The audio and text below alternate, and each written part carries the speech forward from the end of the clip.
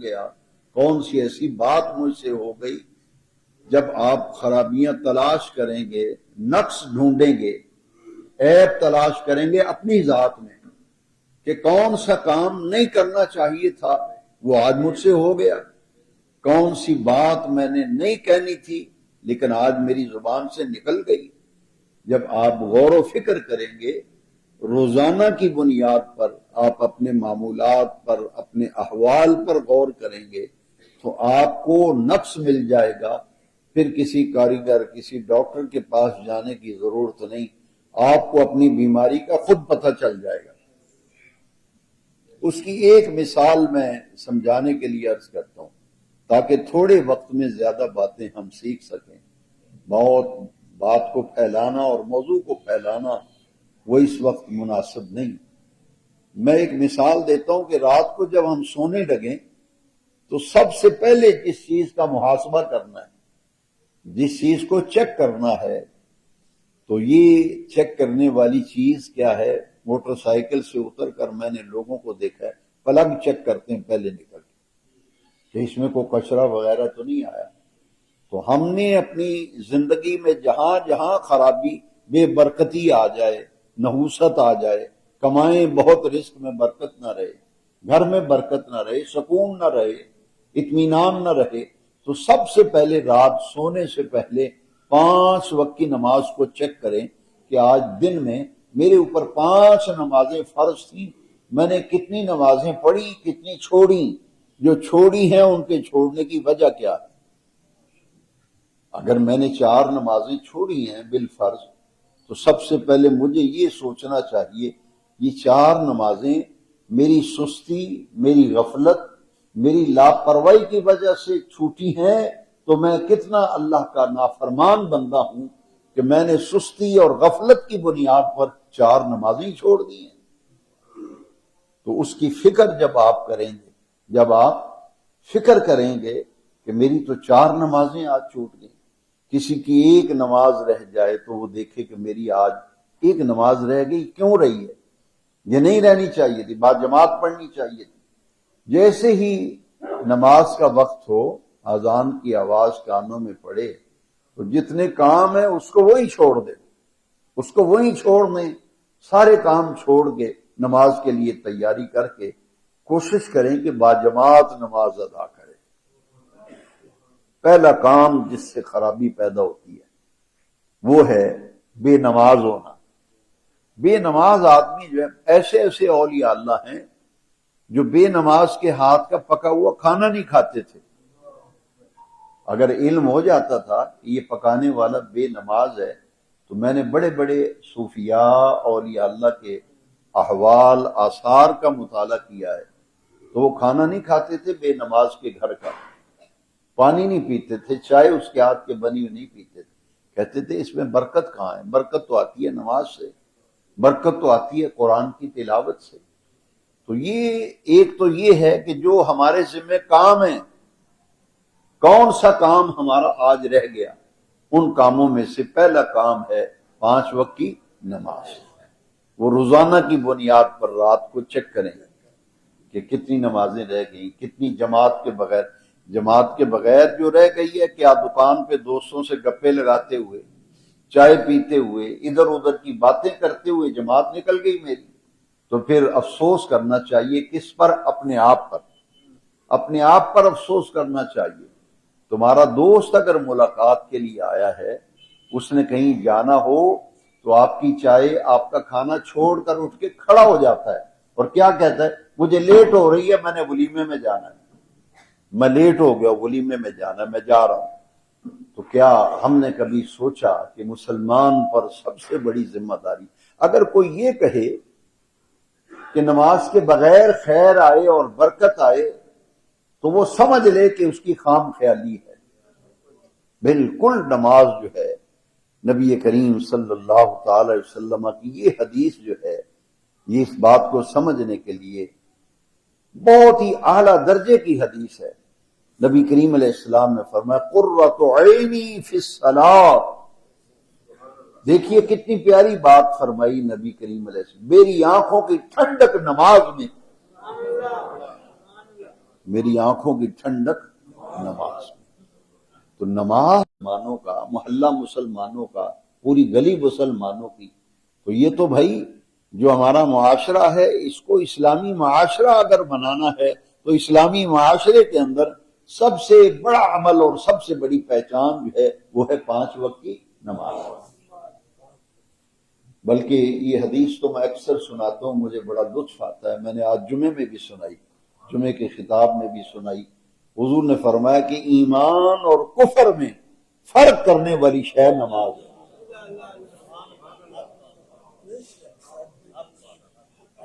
آپ شیر مسجد کی پیشانیوں پہ لکھا ہوا پڑھتے ہوں گے، دیکھتے ہوں گے، زندگی آمد برائے بندگی، زندگی آمد برائے بندگی، زندگی بے بندگی شرمندگی، زندگی بے بندگی وہ بھی کوئی زندگی ہے، وہ تو شرمندگی ہے۔ اصل زندگی وہ ہے جو اللہ کی بندگی میں گزرے، بندگی۔ ہمارے معاشرے میں جب کسی سے کسی کا جھگڑا ہوتا ہے نا تو کہتا ہے بندہ بن، اوے بندہ بن۔ بچوں کو بھی ڈانٹیں گے، کہیں گے وہ بندہ بن، ہوئے بندے دا پتر بن۔ تو میں یہ کہتا ہوں کہ بندہ اس سے مراد آپ کیا لیتے ہیں؟ دین تو یہ کہتا ہے کہ اس سے مراد وہ ہے جو رب کے سامنے جھکنے والا ہے۔ دین کی عینک اور دین کی نظر سے دیکھیں کہ حقیقی معنوں میں بندگی جو ہے جس شخص کو اللہ کے سامنے جھکنا نصیب ہے، اللہ کے سامنے جھکنا نصیب ہے، رکوع میں جھکے، سجدے میں جھکے، رکوع میں جھکے اور سجدے میں جھکے، اس کی بارگاہ میں حاضری دے 5 وقت۔ یہ مسلمان کی پہچان ہے، مسلمان کی شان ہے، کیونکہ بگاڑ 2 چیزوں سے آیا ہے۔ معاشرے کے اندر جو بگاڑ ہے 2 چیزیں ہیں، اور اصلاح کی ضرورت اس کے 2 پہلو ہیں، اور وہ کیا ہیں؟ نہایت مختصر سمجھیں۔ ایک بندے کا اپنے اللہ سے تعلق، ایک بندے کا اپنے اللہ سے تعلق، ایک بندوں کا بندوں سے تعلق، بندوں کا بندوں سے تعلق، اسے آپ حقوق اللہ کہہ لیں اور دوسرے کو حقوق العباد کہہ لیں۔ ایک ہمارے معاملات ہیں اور ایک اللہ سے معاملہ ہے، ایک اللہ کی مخلوق سے معاملہ ہے۔ لہذا اصلاح اس وقت تک ہو نہیں سکتی جب تک اللہ سے بھی معاملہ صاف رکھیں، اللہ سے بھی ہمارا معاملہ صاف ہو اور اللہ کی مخلوق سے بھی معاملہ صاف ہو۔ صاف معاملہ کیسے ہوگا؟ عام طور پر جب رشتے وغیرہ لوگ دیکھتے ہیں کرتے ہیں تو میں لوگوں کی اصلاح کرتا ہوں۔ کئی لوگ میرے پاس آتے ہیں، کہتے ہیں جی ایسا گھر ویکھیا ہے تو ماشاءاللہ سارے جی نمازی نے، نمازی پرہیزی نے، عام یہ لفظ لوگ بولتے ہیں، نمازی پرہیزی لوگ ہیں۔ میں یہ کہتا ہوں کہ حضرت مولا علی کا قول ذرا سن لو۔ آپ کی بات میں نے مان لی کہ جہاں آپ رشتہ کر رہے ہیں وہ نمازی لوگ ہیں، بچے بھی نمازی ہیں، بڑی اچھی بات ہے، اللہ تعالیٰ ان کو استقامت ہے، لیکن آپ رشتہ کر رہے ہیں نا، ان سے تعلق قائم کر رہے ہیں، تو ہمارا دین خود ہمیں سکھاتا ہے۔ یہ حضرت مولا علی پاک کا قول ہے کہ آدمی عبادت سے نہیں پہچانا جاتا، آدمی عبادت سے، آدمی معاملات سے پہچانا جاتا ہے۔ نماز پڑھتے ہیں تو وہ اپنے لیے پڑھتے ہیں۔ آپ میں سے کوئی نماز پڑھتا ہے یا میں نماز پڑھتا ہوں، اس کا آپ کو کوئی فائدہ نہیں۔ آپ نماز پڑھتے ہیں، کسی دوسرے کو اس کا کوئی فائدہ نہیں۔ کیوں؟ کہ آپ کی ڈیوٹی ہے، اللہ نے ڈیوٹی لگائی ہے 5 وقت کی نماز۔ خالق سے معاملہ اگر صاف رکھنا ہے تو پھر 5 وقت اس کے در پہ آنا پڑے گا، جھکنا پڑے گا، اور اللہ کی مخلوق سے معاملہ صحیح رکھنے کے لیے پھر حقوق العباد کا خیال رکھنا پڑے گا۔ اس کے لیے میں عمومی طور پر اپنے بیانات میں 2 لفظ استعمال کرتا ہوں کہ اللہ کی عبادت کے ساتھ ساتھ، اللہ کی عبادت کے ساتھ ساتھ اس کی مخلوق سے حسن سلوک، اس کی مخلوق سے حسن سلوک۔ ایک آدمی سگے بھائی سے تو بولتا نہیں، سگے بھائی سے بولتا ہی نہیں۔ اسی گلی میں دونوں بھائی رہتے ہیں، ایک کا مکان تھوڑا سا فاصلے پہ ہے، ایک گلی میں رہتے ہیں، ایک محلے میں رہتے ہیں، سال ہو گئے، دونوں سلام دعائی نہیں لیتے، بولتے نہیں آپس میں، ایک کے گھر آنا جانا ہی نہیں ہے۔ تو کیا ان کی نماز نے ان کو ابھی تک یہ نہیں بتایا؟ جس آقا کے حکم پر نماز کی پابندی کر رہے ہو، 5 وقت کی مسجد کی حاضری دے رہے ہو، شکر کرو اللہ کا۔ اسی اللہ کے محبوب کریم نے فرمایا صلہ رحمی کرو، صلہ رحمی، رشتوں کو توڑو نہ، رشتوں کو جوڑو۔ اگر بھائی تیرے ساتھ نہیں بولتا تو بھی نہ بولے گا، ہے جی، تو یہ تو پھر برابر کی چوٹ ہو گئی نا، کہ وہ بھی نہیں بولتا تو بھی نہ بول۔ صلہ رحمی کیا ہے؟ وہ نہیں بولتا تو بول اسے، وہ تیرے گھر نہیں آتا تو اس کے گھر جا، صلہ رحمی ہے۔ وہ تیرے سے تعلق کاٹتا ہے تو اس سے تعلق جوڑ، تو اس سے تعلق جوڑ۔ اسی لیے یہ جو رات گزر گئی، اب تو خیر زمانہ ہی بدل گیا، لوگوں کی سوچ ہی بدل گئی، لیکن میں جب یہ واقعہ پڑھتا ہوں کتابوں میں کہ اعلی حضرت امام شاہ احمد رضا خان جو مجدد وقت تھے، ہر شب برات کو جب شعبان کی 15ویں رات آتی تھی، عصر سے لے کر مغرب تک بریلی شریف میں ان کے جتنے رشتہ دار ہوتے تھے، جتنے دوست احباب جان پہچان والے ہوتے تھے، ان سے ملاقاتیں کرتے تھے۔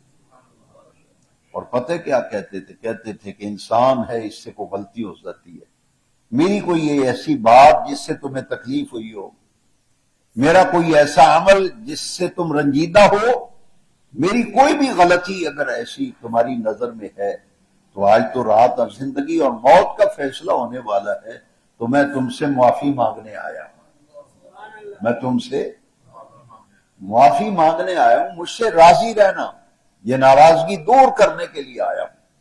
تو اندازہ لگائیے، ایک وقت کا مجدد معافی مانگنے کے لیے خود جا رہا ہے لوگوں کے دروازے پہ، تاکہ اس امت کو پتہ چلے کہ جس آقا کی امت ہو، ان کی تعلیم یہ ہے، ان کا حکم یہ ہے کہ ناراضگیاں دور کرو، ناراضگیاں دور کرو، نفرتیں مٹاؤ، نفرتیں۔ تو ہم تو نفرتیں پھیلا رہے ہیں ایک دوسرے کے خلاف، بغض حسد ہے۔ اور یاد رکھو اور غور سے سن لو، جو لوگ زکوٰۃ دیتے ہیں، زکوٰۃ، سگا بہن بھائی بیچارہ ان کے گھر کھانا نہیں پکتا، ایسے گھرانوں کو میں ذاتی طور پر پرسنلی جانتا ہوں کہ ان کے گھر میں بیچاروں کے 2 وقت کا کھانا نہیں پک سکتا، 1 وقت کھانا پکتا ہے ان کے گھر میں۔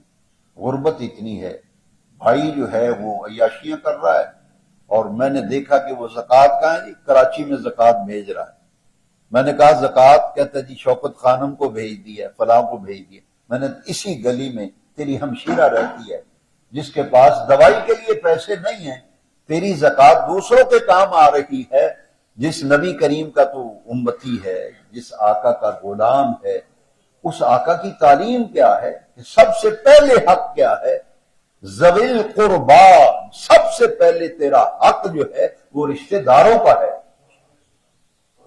رشتہ داروں میں سے بھی پھر قریبی رشتہ دار، یعنی باپ دادا پردادا کو زکوٰۃ نہیں دے سکتے، بیٹے پوتے پڑپوتے کو زکوٰۃ نہیں دے سکتے، لیکن سگا بہن بھائی بھی اگر آپ کا مستحق ہے تو دین کی آواز اور دین کی تعلیم یہ ہے، سب سے پہلا حق جو ہے وہ تیری بھائی کا ہے، تیری بہن کا ہے، قریبی رشتہ دار کا ہے۔ پھر ہم معاشرے کے اندر اس قدر بگاڑ ہو چکا ہے، ہر آدمی کو اپنی اصلاح کی فکر کرنی چاہیے۔ جیسے جیسے ہر آدمی اپنے آپ کو سنوارے گا، اس کی زندگی سنورتی چلی جائے گی۔ اس کے لیے میں ایک مثال دیتا ہوں کہ لوگ زکوٰۃ دیتے ہیں تو وہ بیچارہ بھائی اس لیے زکوٰۃ نہیں اس سے لیتا کہ جب اس کو بتایا جائے گا کہ میں زکوٰۃ دے رہا ہوں، بھائی کو پیسے دے کہ جی اے میں تمہیں زکوٰۃ دے، پیسے دیتے نہیں، وہ کہے گا کہ آج میں زکوٰۃ لے لوں گا، زندگی کے کسی موڑ پر کل کو یہ تانے دے گا اور تو میری زکوٰۃ پہ پلتا رہے، میں تمہیں زکوٰۃ دیتا رہے۔ وہ کہے گا عزت نفس بھی آخر کو چیز ہوتی ہے، وہ کہے گا یار میں اس زکوٰۃ سے رہا، تو کسی اور کو دے دے۔ اب اس بارے میں دین کی کیا تعلیم ہے؟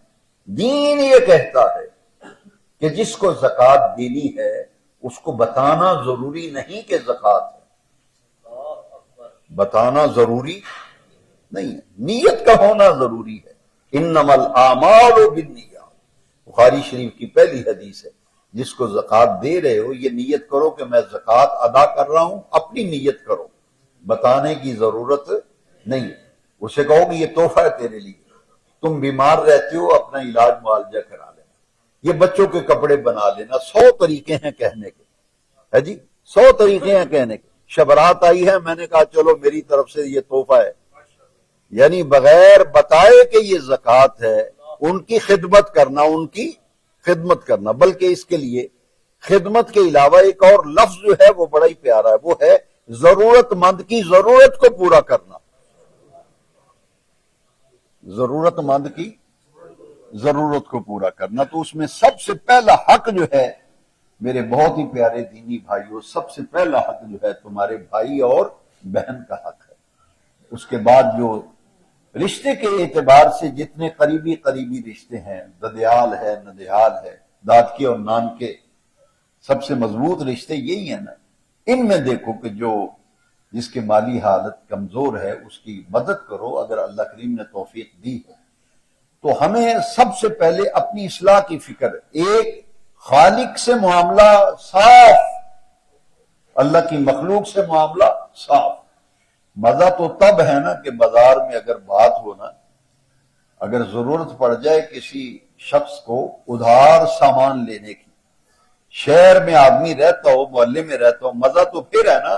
1,00,000 روپے کا سودا چاہیے آپ کو تو دکاندار دوسری بات نہ کرے، وہ کہے یار یہ لین دین دا صاف ہے بندہ، یہ لین دین دا آج میرے کو لکھ دا مال چک رہا ہے، یہ مینوں ٹائم نال پیسے لوٹائے گا، دے گا۔ اگر اسے پتا ہو کہ یہ تو دینے ہیں تو لینے کس نے ہے، پھر تو خدا ہی جانے۔ پھر پتہ لوگ کیا کہتے ہیں، جب آپ ادھار مانگیں گے تو دینے جس سے لے رہے ہیں وہ سوچتا ہے یہ مال تو لے رہا ہے، دے گا کہاں سے، یہ دے گا کہاں سے۔ لہذا معاملات، مولا علی کریم نے فرمایا کہ بھائی معاملات سے بندہ پہچانا جاتا ہے۔ کس سے؟ معاملات سے، عبادت سے نہیں پہچانا جاتا۔ عبادت تو خالق کے سے معاملہ ہے، مخلوق سے کیا معاملہ ہے۔ اس کے لیے بخاری شریف کی ایک حدیث ہے، نبی کریم علیہ السلام نے فرمایا بنی اسرائیل قوم میں ایک عورت تھی جو بڑی نیک خاتون تھی، عورت بڑی نیک تھی، عبادت گزار تھی، لیکن اس نے کیا ایک جرم کیا۔ وہ جرم کیا تھا، بلی رکھی ہوئی تھی گھر میں، بلی، اور وہ بھوکی پیاسی مر گئی، بلی بھوکی اور پیاسی مر گئی۔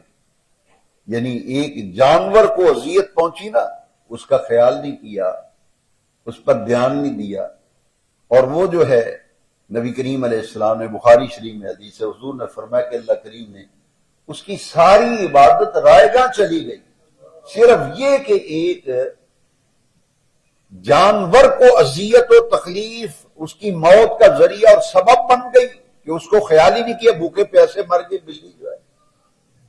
تو اس کی عبادت جو ہے وہ رائے گاں گئی کہ میری عبادت کر رہا ہے اور میری مخلوق کو تکلیف دے رہا ہے، میری مخلوق کو تکلیف دے رہا ہے۔ حضور نے فرمایا، یہ بخاری شریف میں یہ دوسرا حصہ بھی حدیث کا، کہ ایک فاحشہ عورت تھی، فاحشہ عورت تھی، پیشہ تھا اس کا، لیکن ایک دن وہ گزر رہی تھی کہ دیکھا کہ کنواں ہے، اس کے کنارے ایک کتا ہے، وہ پیاسا مر رہا تھا، کنویں کے کنارے کتا پیاسا مر رہا ہے۔ اس نے کیا کیا، اس زمانے میں چمڑے کی جرابیں ہوتی تھی جسے موزے کہتے تھے، اس نے اپنی جوڑا جرابوں کا اتارا، موزے اتارے، دوپٹے سے باندھ کر کنویں میں ڈال کر پانی نکالا، اور کتے کے منہ میں جب ڈالا نا، وہ تو تشنا لب تھا، پیاسا تھا، اس کے منہ میں جب پانی ڈالا تو اس کو ہوش آئی، کتا اٹھ کے دوڑ کے بھاگ گیا، اس نے جان بچائی ایک کتے کی۔ حدیث شریف میں نبی کریم علیہ السلام نے فرمایا اللہ کریم نے اس کے اس عمل کو اس درجے میں قبول کیا کہ اللہ کریم نے اس کی زندگی کی تمام خطائیں معاف کر کے اس کی زندگی کو بدل دیا، اس کی زندگی کو اس عمل نے اس سے وہ گناہ چھڑوا دیا جو پیشہ کرتی تھی، اس عمل نے اس کا گناہ چھڑا دیا۔ اور صرف گناہ نہیں چھڑوایا بلکہ وہ عبادت گزار بن گئی۔ لوگ دیکھ کے کہا کرتے تھے یہ وہی عورت ہے، یہ وہی عورت ہے جو گلی میں سے گزر رہی ہے، کہ آج اس کی زندگی کے احوال بدل گئے، اس زندگی کی کیفیات بدل گئی۔ لہذا ایک ہے خالق سے معاملہ، ایک ہے مخلوق سے معاملہ۔ تو ہمیں خالق سے معاملہ صاف رکھنے کے لیے دو چیزوں کا بڑا لحاظ رکھنا پڑے گا کہ ہر معاملے میں یہ دیکھیں کہ یہ چیز حلال ہے یا حرام ہے۔ حلال اور حرام کی تمیز، معاشرہ اس وقت تک سدھر ہی نہیں سکتا جب تک حرام سے نہیں بچیں گے۔ میں پوری ذمہ داری سے کہتا ہوں اور گہرے مطالعے کے بعد کہتا ہوں اور سوچ سمجھ کر کہتا ہوں، علی وجہ البصیرت کہتا ہوں کہ اسلام میں جو سب سے بڑا حرام ہے ہمارے دین کے اندر وہ تو سود ہے۔ سود جسے ہم نے پرافٹ کا نام دیا ہوا ہے، جسے ہم نے شراب کی بوتل ہو اس پہ ارکے گلاب لکھ دیں تو وہ ارکے گلاب تو نہیں بنتا۔ اب سود کو پرافٹ کا نام دینے سے وہ حلال نہیں ہے، سود سود ہے۔ بلکہ قرآن مجید پڑھیں تو قرآن کی تعلیم تو یہ ہے کہ جتنی چیزیں بھی اللہ کریم نے حرام کی ہیں، ان حرام کی ہوئی چیزوں کے اندر سب سے بڑا حرام جو ہے وہ سود ہے۔ جب حرام کی ہمیں لت پڑ گئی ہے، حرام سے ہماری جان ہی نہیں چھوٹ رہی اور ہم خواہ مخواہ اس کے اندر ملوث ہوتے چلے جا رہے ہیں۔ سودی نظام تو ہے ہی ہے ہمارا، لیکن جہاں ہم بچ سکتے ہیں وہاں بھی نہیں بچتے۔ لہذا سب سے پہلے اللہ سے معاملہ صاف رکھنے کے لیے حرام چیزوں سے بچنا ہے، حرام کے قریب نہیں جانا، اور اس کے بعد یہ دیکھیے کہ جائز اور ناجائز کا فرق بھی سامنے رکھنا۔ حلال اور حرام کی تمیز معاشرے کی اصلاح ہو ہی نہیں سکتی، معاشرے کی اصلاح ممکن ہی نہیں جب تک حرام سے نہ بچا جائے۔ جب تک حرام سے نہ بچا جائے اصلاح ہو ہی نہیں سکتی۔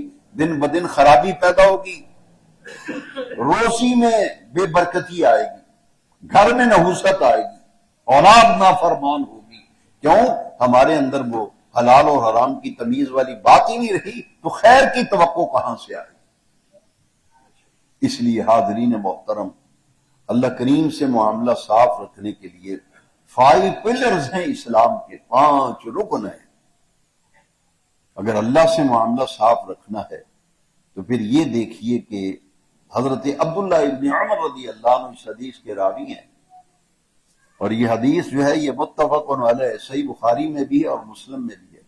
حضرت عبداللہ ابن عمر رضی اللہ عنہ اس کے راوی ہیں، حضور نے فرمایا اسلام کی بنیاد 5 چیزوں پر رکھی گئی ہے۔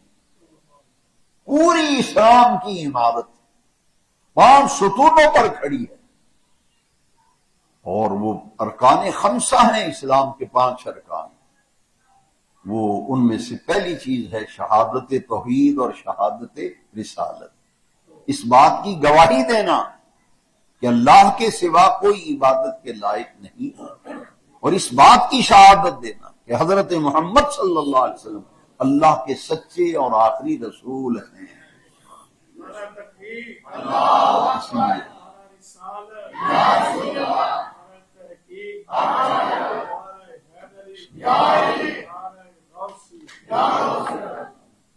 اس کے لیے یہ نماز کے اندر بھی پڑھتا ہے اشہد ان لا الہ الا اللہ وحدہ لا شریک لہ واشہد ان محمدا عبدہ ورسولہ۔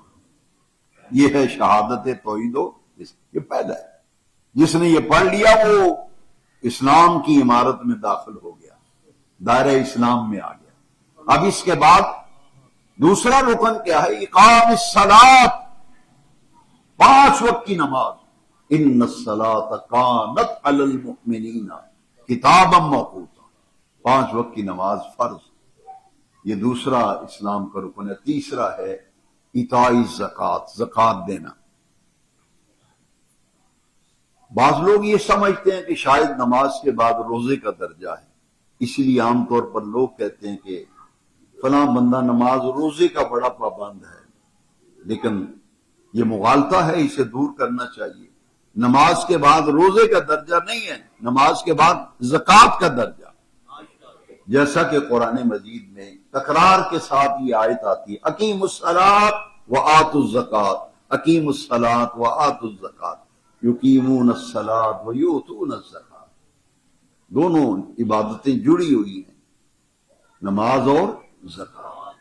اس کے بعد ہے وصوم رمضان، رمضان شریف کا روزہ، اور اس کے بعد پھر 5واں رکن ہے وحج البیت، بیت اللہ شریف کا حج کرنا۔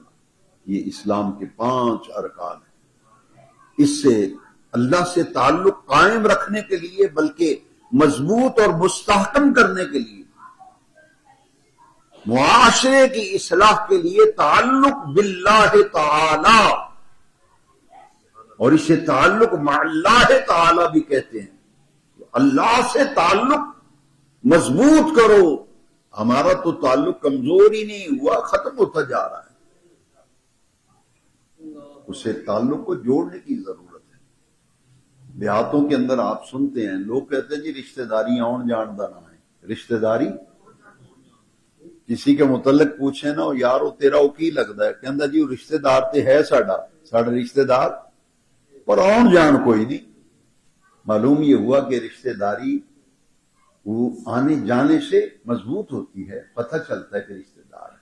تو ایک آدمی جب آتا جاتا ہی نہیں ہے تو پھر کون آئے جائے گا، کوئی تعلق رہے گا کسی کے ساتھ؟ لہذا اللہ سے تعلق رکھنا ہے تو مسجد بھی یہ کہتی ہے کہ فلاں آدمی مسجد کے گوانڈ میں رہتا ہے تو مسلمان، لیکن آیا نہیں کبھی مسجد میں۔ مسلمان تو کہلاتا ہے، مومن بھی کہلاتا ہے، لیکن مسجد میں کبھی آئے ہی نہیں۔ تو بھائی اگر تو رشتہ داری آنے جانے کا نام ہے نا، تو پھر یہ بھی دیکھو کہ اللہ سے تعلق کا اگر دعویٰ ہے کہ اللہ ربنا، اور قبر میں پوچھا جائے گا من ربک، تیرا رب کون ہے، تو جواب دیا جائے گا ربی اللہ، میرا رب اللہ ہے۔ اللہ کو جب رب مانتے ہو تو تعلق مضبوط کرنے کے لیے 5 وقت اس سے آگے، اس کے آگے جھکو اپنے رب کے سامنے۔ وَارْكَعُوا مَعَ الرَّاكِعِينَ، قرآن میں اللہ کریم فرمایا جھکنے والوں کے ساتھ جھکو، رکوع کرنے والوں کے ساتھ رکوع کرو۔ تو اللہ سے تعلق رکھنے کے لیے نماز، زکوٰۃ سال میں 1 مرتبہ، وہ بھی صاحب نصاب پر، جو صاحب نصاب نہیں ہے اس پر زکوٰۃ فرض ہی نہیں، جو صاحب نصاب ہے اس کو فوری زکوٰۃ دینی چاہیے، اور لوگ زکوٰۃ صحیح نہیں نکالتے۔ اول تو بہت کم لوگ ہیں جو زکوٰۃ دیتے ہیں، جو دیتے ہیں وہ بھی حساب کتاب نہیں کرتے، اندازے سے نکالتے ہیں، اندازے سے کبھی زکوٰۃ نہیں دیتے، کبھی زکوٰۃ۔ ایک تاریخ مقرر کرنی پڑے گی، اس تاریخ کو پورا حساب کر کے جتنا بھی مال ہے اس کو 40 پہ تقسیم کر دیں، جو جواب آئے گا وہ آپ کی زکوٰۃ ہو۔ لہذا مال کی زکوٰۃ ہم نہ دیں، نماز ہم نہ پڑھیں تو برکت و خیر کہاں کی آئے؟ ڈاکٹروں سے علاج ہم کراتے ہیں تو یہ حدیث شریف بخاری شریف کے اندر جو ہے نا، معاشرے کی اصلاح کے لیے یہ حدیث شریف بڑی اہمیت کی حامل ہے۔ ڈاکٹروں کے پاس دوڑ کے ہم جاتے ہیں، علاج معالجہ کراتے ہیں، اور کرانا بھی چاہیے کہ سنت ہے، علاج کرانا کیا ہے؟ سنت ہے۔ لیکن حضور کی یہ حدیث جو ہے، نبی کریم علیہ السلام نے فرمایا اپنے بیماروں اور مریضوں کا علاج صدقے سے کیا کرو۔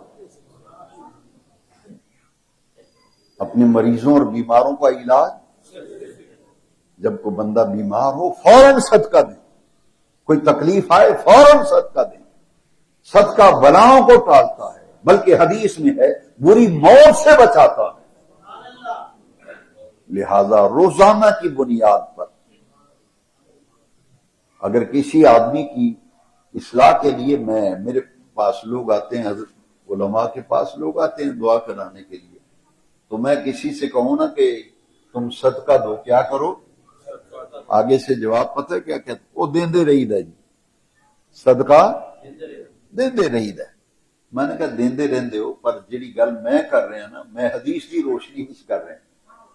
نبی کریم علیہ السلام نے فرمایا اپنے بیماروں اور مریضوں کا علاج صدقے سے کرو۔ پہلے جو تو دیتا رہتا وہ دیتا رہے، وہ تجھے منع میں نہیں کرتا، وہ تو دیتا رہے، لیکن میرے کہنے پہ بیمار کی نیت کر کے اس کا نام لے کر اس کی طرف سے صدقہ دے، پھر دیکھ اس صدقہ اپنا اثر کیا دکھاتا ہے۔ میرا ایک بہت پیارا رشتہ ہے، یا میں بتانا نہیں چاہتا، وہ جب بیمار ہوئے تو میں ان کی حالت دیکھ کے نا مجھے تکلیف ہوئی، مجھ سے رہا نہ گیا۔ میں نے کہا اتنا نیک آدمی ہے، یہ اللہ کی آزمائش و امتحان ہے، اتنے لاغر و کمزور ہو گئے۔ میں اتنا پریشان ہوا، میرا بہت پیار کا رشتہ تھا، میں ان سے دلی پیار کرتا تھا، محبت کرتا تھا۔ میں نے ایک دوست سے کہا کہ مجھے نا کوئی بکرا خرید کے لاؤ، وہ بکرا خرید کے لایا۔ وہ جس چارپائی پہ لیٹے ہوئے تھے نا، میں نے چاروں طرف بکرے کو 3 چکر لگوائے۔ مجھے کہتے ہیں یہ کیا کر رہے ہیں؟ میں نے کہا جی آپ کا صدقہ دینے کی نیت کی ہے۔ تو ان کے آنسو آ گئے، آنسو آئے تو بستر پہ لیٹے لیٹے یوں ہاتھ اٹھا کے میرے لیے دعا کی۔ میں نے وہ بکرا جو ہے صدقہ، مدرسے میں مسافر طلبہ پڑھتے ہیں، میں نے ان کو بکرا بھجوایا۔ میں نے کہا اسے ذبح کر کے نا پکوا کے طلبہ میں کھانا تقسیم کریں، پکوائی کا خرچہ بھی میں دے دوں گا۔ وہ کھانا جب کھلایا گیا، میں نے کہا شام کو میں جاتا ہوں کہ دیکھ کے آؤں مریض کی حالت کیا ہے۔ شام کو جب میں گیا تو وہ پہلے چارپائی پہ لیٹے ہوئے تھے، جب میں پتہ لینے گیا کرسی پہ بیٹھے ہوئے تھے۔ اٹھ کے بیٹھ، 1 مہینہ ہو گیا تھا، کچھ کھاتے پیتے نہیں، کہتے جی کھانا پینا چھوٹ گیا ہے، بند ہو گیا کھانا پینا۔ میں نے دیکھا کہ کرسی پہ بیٹھے ہوئے ہیں، ٹیک لگا کے، پیچھے سرانہ رکھا ہوا ہے، کھانا کھا رہے ہیں، تازہ روح توے کا پھلکا تازہ کھا رہے ہیں۔ میں نے دل بڑا خوش ہوا، میں نے کہا ماشاءاللہ، میں نے کہا مبارک ہو، اللہ کریم نے تو آپ کو صحت دے دی ہے۔ چونکہ وہ دینی آدمی تھے، مجھے کہنے لگے تو میرے آقا کا فرمان تو غلط نہیں ہے نا؟ سرکار نے فرمایا اپنے مریضوں کا علاج صدقے سے کیا کرو۔ کوئی بھی تکلیف، کوئی بھی پریشانی، کوئی بیماری، کوئی دکھ آئے، فوراً صدقہ دو۔ اقیموا الصلاۃ وآتوا الزکوٰۃ، زکوٰۃ تو ہے مال کا مقرر حصہ دینا، لیکن زکوٰۃ دے کے بھی فارغ نہ ہو جاؤ کہ میں نے زکوٰۃ دے دی ہے بس، او جی اسی زکوٰۃ کٹ چھڈی۔ کسی آدمی سے کوئی کہے نا کہ بھائی مسجد کی خدمت کرو یا مدرسے کی یا فلاں ضرورت، کہتے او جی اسی زکوٰۃ دے چھڈی، اور کی دئیے تو زکوٰۃ کٹ بیٹھے ان کی دئیے تو۔ لیکن میرے آقا کریم نے فرمایا زکوٰۃ دے بھی دی ہے، پھر بھی تیرے مال میں کچھ لوگوں کا حق ہے، تیرے مال میں پھر بھی کچھ لوگوں کا زکوٰۃ دے دی ہے۔ آج آپ نے زکوٰۃ دی ہے اور کوئی ضرورت مند آپ کی دہلیز پہ آ گیا ہے تو دین یہ کہتا ہے کہ اللہ کے دیے میں سے دے، اس کی مدد کر دے، اس کی نصرت کر، اس کی مدد کر، اس کی ضرورت کو پورا کر۔ تو معاشرے کی اصلاح جو ہے اس کے لیے یہ بنیادی چیزیں ہیں۔ صرف لوگ زکوٰۃ کا نام ہی لیتے ہیں، لیکن زکوٰۃ کے ضمن میں جو صدقات و خیرات ہیں اللہ کے راست، کچھ صدقات واجبہ ہیں، کچھ نافلہ ہیں۔ نفلی صدقہ یہ فطرانہ جو دیتے ہیں نا چھوٹی عید پہ، یہ فطرانہ ہے، صدقہ فطر ہے، یہ واجب ہے، زکوٰۃ فرض ہے۔ لیکن دین یہ کہتے ہیں کہ اس کے علاوہ بھی خرچ کیا کرو اللہ کے راستے۔ وَأَنفِقُوا فِي سَبِيلِ اللَّهِ، قرآن مجید میں سب سے زیادہ زور جس چیز پر دیا گیا ہے وہ انفاق فی سبیل اللہ ہے۔ قرآن مجید میں جگہ جگہ آپ کو کئی مقامات پر یہ آیات ملے گی جہاں انفاق فی سبیل اللہ کا ذکر ہے کہ اللہ کے راستے میں خرچ کرو۔ خالق کو راضی رکھنے کے لیے 5 پلر ہیں اسلام کے، ان کے ساتھ جڑ جاؤ، ان سے وابستہ ہو جاؤ۔ یہ مہینہ آ رہا ہے رمضان شریف کا، پورا مہینہ اللہ کریم نے یہ اہل ایمان کے لیے بہت بڑی ایک نعمت ہے۔ رمضان شریف کا مہینہ، یہ سارا مہینہ ہی خیر کا مہینہ ہے، سارا مہینہ برکت کا مہینہ ہے۔ نبی کریم علیہ السلام نے فرمایا کہ اس مہینے میں ایک فرض ادا کریں تو 70 فرضوں کا ثواب، اور ایک نفل ادا کریں تو پورے فرض کا ثواب۔ یہ خیر و برکت کا مہینہ ہے، اس میں افطاری کرائی جاتی ہے، اللہ کے راستے میں خرچ کیا جاتا ہے۔ تو ہمیں معاشرے کے اندر اصلاح کے لیے جو ضرورت مند کی ضرورت کو پورا کرنا ہے، اس لیے ایک حدیث شریف میں آپ کو سنانا چاہوں گا، جس حدیث شریف میں اتنی وضاحت آ گئی، من کان فی حاجت اخیہ کان اللہ فی حاجتہ، جو بندہ کسی مسلمان کی بھائی کی ضرورت کو پورا کرتا ہے، اللہ اس کی ضرورتوں کو پورا کرتا ہے۔ جو کسی بھائی کی ضرورت کو پورا کرے گا، اللہ اس کی ضرورتوں کو پورا کرے گا۔ لہذا اس کا فلسفہ یہ ہے، خدمت خلق جو ہے، اس میں سے سب سے اونچا درجہ جو ہے اللہ کی بیمار مخلوق کی خدمت، اللہ کی مخلوق کی خدمت، خدمت خلق، خالق کی عبادت کے ساتھ ساتھ اس کی مخلوق کی خدمت، اور خدمت کے ساتھ حسن معاملہ، حسن ہر ایک کے ساتھ اچھا سلوک۔ یہ گلہ گزاری، یہ خرابیوں کی جڑ ہے گلہ گزاری، غیبت، بدگمانی، یہ معاشرے کے اندر ناسور ہے ہمارے معاشرے میں۔ اس لیے میں نے سورہ الحجرات کی 26ویں پارے میں سے سورہ الحجرات کی آیت نمبر 12 جو ہے وہ آج کے درس کے لیے تلاوت کی ہے۔ جتنی گفتگو میں نے کی ہے، آئیے اس ساری گفتگو کو اس آیت کی روشنی میں سمجھیے۔ ایک خالق سے تعلق، ایک اس کی مخلوق سے تعلق، بہن بھائیوں سے، رشتہ داروں سے، پڑوسیوں سے۔ اور آج ہماری جو حالت ہے اس پر تبصرہ کرنا تو فضول ہے، کوئی فائدہ نہیں۔ میں صرف اتنا کہوں گا کہ ہمارا دین کتنا پیارا دین ہے۔ نبی کریم علیہ السلام نے فرمایا، جس کا پڑوسی کوئی بھی اپنے پڑوسی کے شر سے محفوظ نہیں ہے، تو جس کے شر سے وہ محفوظ نہیں ہے نا، وہ تو جنت کی خوشبو نہیں سونگھے گا۔ یہ حضور کی حدیث۔ پڑوسی کو ستانا، پڑوسی کو تنگ کرنا، اذیت دینا، دکھ دینا، اسلام ان چیزوں سے منع کرتا ہے، ضرورت مند کی ضرورتوں کو پورا کرنا۔ لیکن اس کے ساتھ ساتھ میں نے پہلے عرض کیا کہ رشتے، وہ جب رشتہ کرنے لگا مجھے کہتا ہے جی نماز روزے دے بڑے پابند ہیں، سارا ٹبر ہی نمازی ہے۔ میں نے کہا مان لیا نمازی ہے، لیکن یہ بھی کو دیکھو کہ اللہ کی مخلوق سے کیسا معاملہ ہے، لین دین کے کیسے ہیں، اخلاق کے کیسے ہیں، برتاؤ کیسا ہے۔ اگر لین دین کا بندہ صاف نہیں ہے تو وہ پھر دین کی نظر میں وہ صاف، دین یہ کہتا ہے کہ لین دین کا کھڑا بندہ ہونا چاہیے، تاکہ ٹھوک بجا کے بازار میں بھی لوگ کہیں نہ بھائی نہ، اس کی بات نہ کرو، وہ تو بڑا لین دین کا صاف ستھرا بندہ ہے۔ اپنے معاملات صحیح کرو۔ معاملات صحیح کیسے ہوں گے؟ اس کے لیے 3-4 چیزیں ہیں جو سورہ الحجرات 26ویں پارے کی آیت نمبر 12 کے اندر اللہ کریم نے بیان فرمائی۔ میں نے اللہ سے تعلق کے حوالے سے گفتگو کی اور کچھ باتیں آپ کو اشارہ دیا میں۔ اب آئیے اس میں دیکھتے ہیں، یا ایھا الذین آمنوا اجتنبوا کثیرا من الظن۔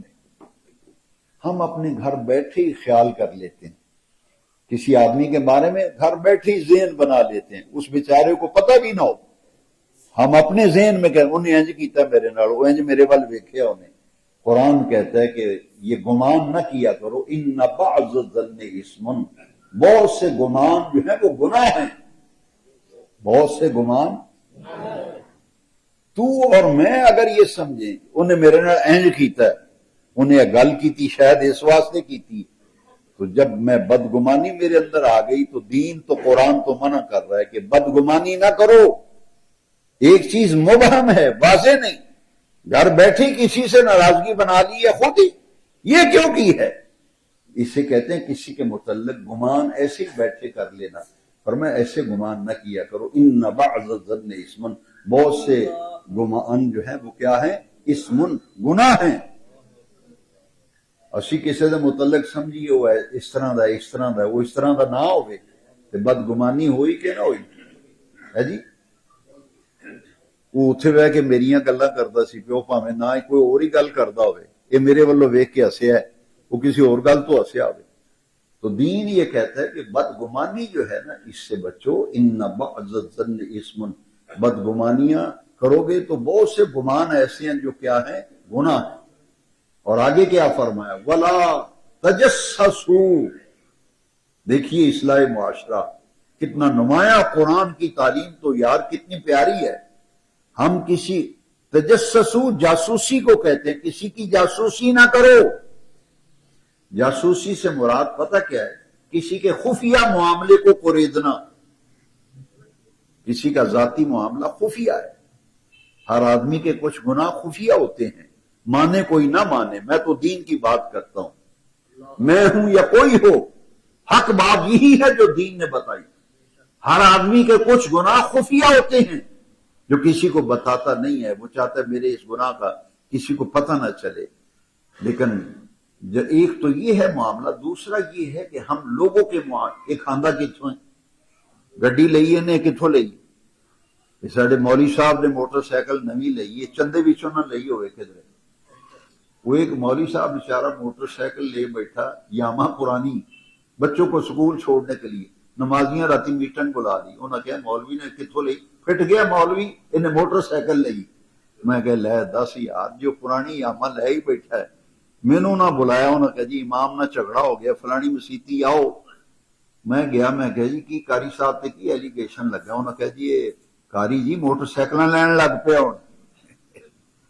کاری نے آخیا جی میں کمیٹی پائی سی فلانے آدھی منیاری والے کول، انہوں جا کے پوچھ لو، کل میری کمیٹی نکلی ہے تو میں بچیاں نو سکول چڑھن واسطے موٹر سائیکل لئی۔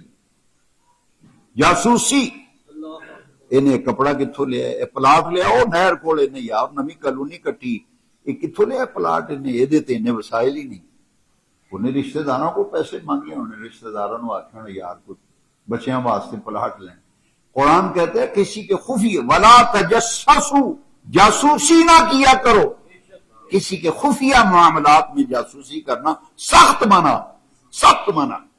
ہاں ایک کام کی جاسوسی کی اجازت ہے۔ آپ کو پتہ ہے کہ ایک آدمی کسی کے معاذ اللہ کسی کو نقصان پہنچانے کا کوئی پروگرام بنا رہا ہے، کسی کو قتل کرنا چاہتا ہے معاذ اللہ، کسی کی عزت پہ حملہ کرنا چاہتا ہے، خفیہ منصوبہ بندی کر رہا ہے، تو اس کے شر سے بچنے کے لیے جاسوسی کرنے کی شریعت اجازت دیتی ہے۔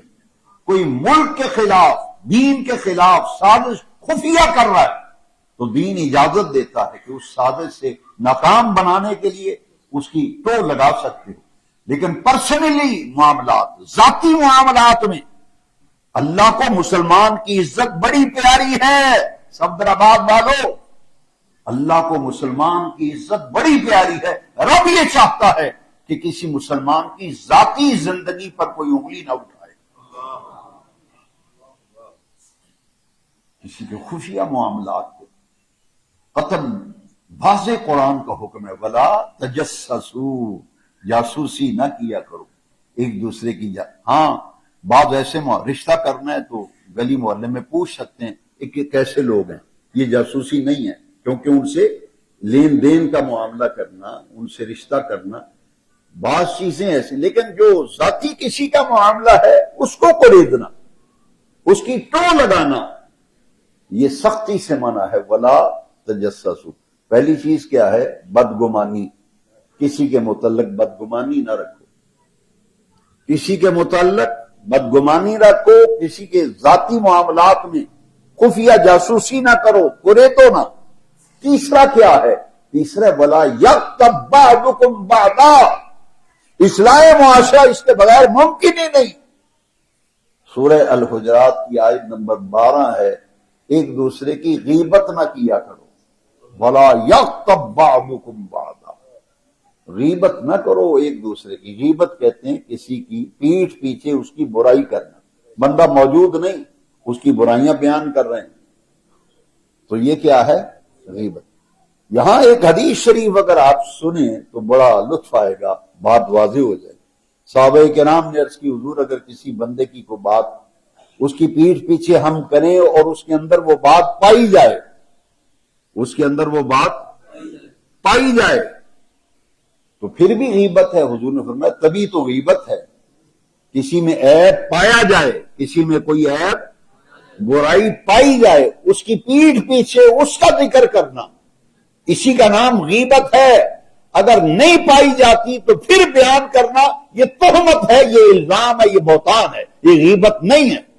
غیبت بنتی ہی اس وقت ہے کہ کسی کے عیبوں کو اچھالنا، کسی کی برائیوں کو لوگوں کے سامنے اچھالنا تاکہ بدنام ہو، اس کی عزت پہ حرف آئے، اس کا معاملہ بگڑے۔ شریعت اس سے منع کرتی، وَلَا يَغْتَبْ بَعْضُكُمْ بَعْضًا، غیبت نہ کیا کرو۔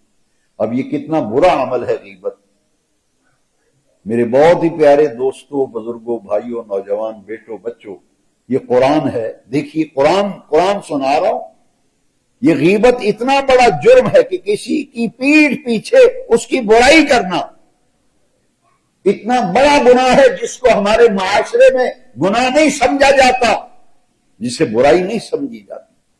حدیث شریف میں ہے کہ نبی کریم علیہ السلام نے فرمایا اگر برائی پائی جائے تو پھر اس کی پیٹھ پیچھے بیان کرو، یہی تو غیبت ہے۔ اگر برائی پائی نہیں جاتی، وہ بیان کرتے، وہ تو تہمت لگا رہے ہو، الزام لگا رہے ہو۔ اب قرآن نے جو غیبت سے بچنے کے لیے مثال دی ہے نا، اَيُحِبُّ أَحَدُكُمْ أَن يَأْكُلَ لَحْمَ أَخِيهِ مَيْتًا۔ دیکھیے قرآن کا اسلوب بیان کتنا پیارا ہے۔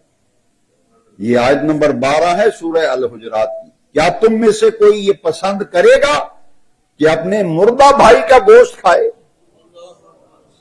أَن يَأْكُلَ، یہ کہ کھائے، لحمہ، گوشت، اخیہ میتن، اپنے مردہ بھائی کا گوشت کھائے، کوئی تم میں سے پسند کرے گا؟ تو پھر اللہ کریم نے خود ہی جواب دیا، یقیناً کرہتموہ، یقیناً تمہیں گھن آئے گی، تم ناپسند کرو گے اس بات کو۔ تو پھر یہ جو غیبت کر رہے ہو یہ تو اس سے بھی بڑا جرم ہے۔ وَلَا يَغْتَبْ بَعْضُكُمْ بَعْضًا، غیبت نہ کرو، جاسوسی نہ کرو، بدگمانیوں سے بچو۔ اور میرے آقا کریم علیہ السلام کی اس حدیث پر میں ختم کرتا ہوں کہ نبی کریم علیہ السلام نے فرمایا، بہت پیاری حدیث ہے، کہ معاشرے کے اندر جتنا بھی بگاڑ ہے، حضور نے ارشاد فرمایا، المسلم من سلم المسلمون من لسانہ و یدہ، حقیقی معنوں میں مسلمان وہ ہے جو اپنے ہاتھ سے بھی کسی کو تکلیف نہ دے اور اپنی زبان سے بھی کسی کو تکلیف نہ دے۔ صفدر آباد والو، مسلمان بے ضرر ہوتا ہے۔ مسلمان بے ضرر کا مطلب ہے کسی کو نقصان نہیں دیتا۔ دوائی دے نا، ڈاکٹر صاحب سے پوچھیں جی اس کے کوئی سائیڈ ایفیکٹ تو نہیں ہے؟ کہتے نہیں، یہ مضر اثرات تو پاک دوائی ہے۔ ہمارا دین یہ کہتا ہے مسلمان مضر اثرات سے پاک ہوتا ہے، نہ زبان سے کسی کو دکھ تکلیف دیتا ہے، نہ ہاتھ سے تکلیف دیتا ہے۔ لیکن آج اسی زبان سے غیبت بھی چل رہی ہے، اسی زبان سے گالیاں بھی دے رہے ہیں، اسی پہ یاوہ گوئی کر رہے ہیں۔ اس لیے نبی کریم علیہ السلام نے فرمایا بہت سی خرابیاں معاشرے کی ان کا تعلق زبان کے ساتھ ہے۔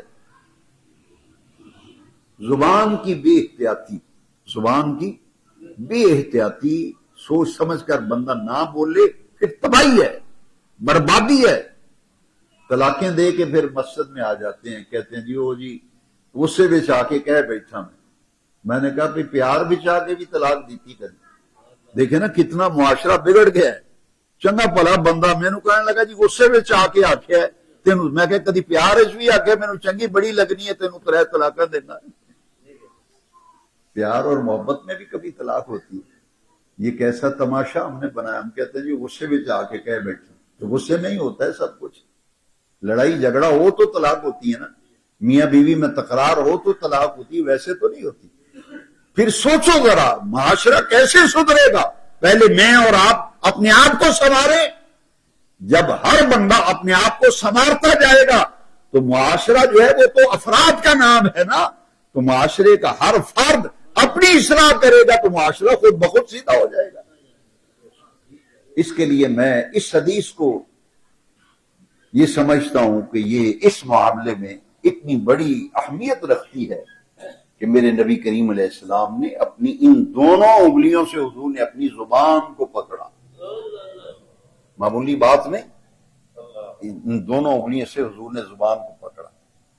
ایسے پکڑ کر میرے نبی کریم علیہ السلام نے صحابہ سے فرمایا، سنو، جو مجھے اس کی ضمانت دے دے میں یضمن لی، جو اپنی زبان کی حفاظت کی مجھے ضمانت دے دے، اضمن لہ الجنہ، میں اس کو جنت کی ضمانت دیتا ہوں۔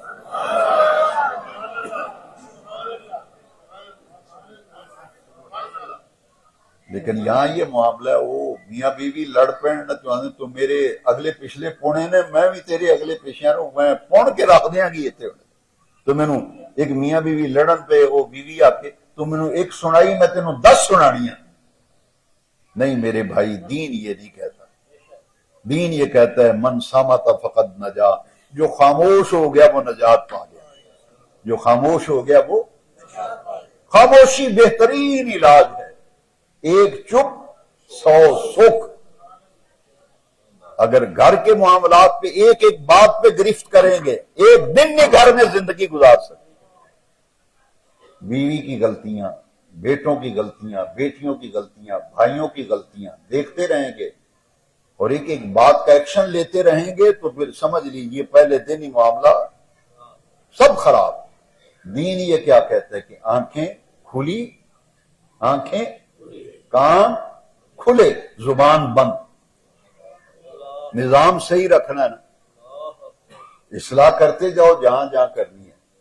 لیکن اگر سختی کرو گے تو اعلیٰ حضرت نے بھی لکھا ہے کہ نرمی کے فوائد، نرمی کے فائدے سختی سے ہرگز حاصل نہیں ہو سکتے۔ جو نرمی سے فائدہ ہوتا ہے نا وہ سختی سے، گھر میں بہو کا جھگڑا، بچوں کا جھگڑا، سختی سے نپٹیں گے تو کام خراب ہو جائے گا۔ دین یہ کہتا ہے کہ نرمی سے جو فائدہ ملے گا وہ سختی سے نہیں ملے گا۔ اور ہم یہ کہتے ہیں جی ساڑی نوح نے انج کر دیتا ہے، جی نوح کہندی سس نے انج کر دیتا ہے، اور گھر میں دن بھر کا تھکا ماندہ شوہر گھر آتا ہے تو بیوی کہتی تیری ماں نے اج مینوں اے آکھیا ہے، تیری پرجائی نے مینوں اج اے آکھیا ہے، فلانے نے مینوں اے آکھیا ہے۔ دین یہ کہتا ہے کہ ادھر سے سنتے جاؤ، آنکھوں سے دیکھتے جاؤ، زبان خاموش رکھو، جہاں اصلاح کی ضرورت ہے ضرورت کے وقت استعمال کرو، بغیر ضرورت کے اگر اس کا استعمال کرو گے تو تباہی آئے گی، خرابی آئے گی، بربادی آئے گی۔ اور اس کی اصلاح کے لیے ایک چھوٹی اس کی بات کہنا چاہتا ہوں، وہ یہ ہے جب سے ہم نے اپنی بہو کو بہو سمجھا ہے تو خرابی بڑھتی گئی۔ بہو بنا کے نہ لاؤ، بیٹی بنا کے لاؤ، بہو بنا کے نہیں، بیٹی بنا کے لاؤ۔ اور بیٹی کو جب رخصت کرو نا تو اسے کہو کہ آدمی کے 2 باپ ہوتے ہیں، یہ گھروں میں سمجھاؤ، ایک وہ جس نے تمہیں جنم دیا، تیرا باپ جس کی تو اولاد ہے، ایک وہ جس نے تجھے اپنی بیٹی دے دی ہے۔ اللہ اکبر، جس سے اب بیٹی کا رشتہ طے کیا ہے نا، آپ کا داماد، وہ داماد نہیں ہے، وہ آپ کا داماد نہیں، اس کو داماد نہ بناؤ، اس کو بیٹا بناؤ، کیونکہ جس نے جنا وہ بھی باپ، جس نے بیٹی دے دی وہ بھی، وہ ابا جی کہے، سورا نہ آکھے ساڑا سورا فوت ہو گیا، نہیں آکھے ابا فوت ہو گیا، وہ آکھے تیرا ابا تے فلانا ہو سکے، وہ دیتی میرے کارے، انہیں اپنی عزت میرے ہاتھ دے دیتی، اور کی چاہیے۔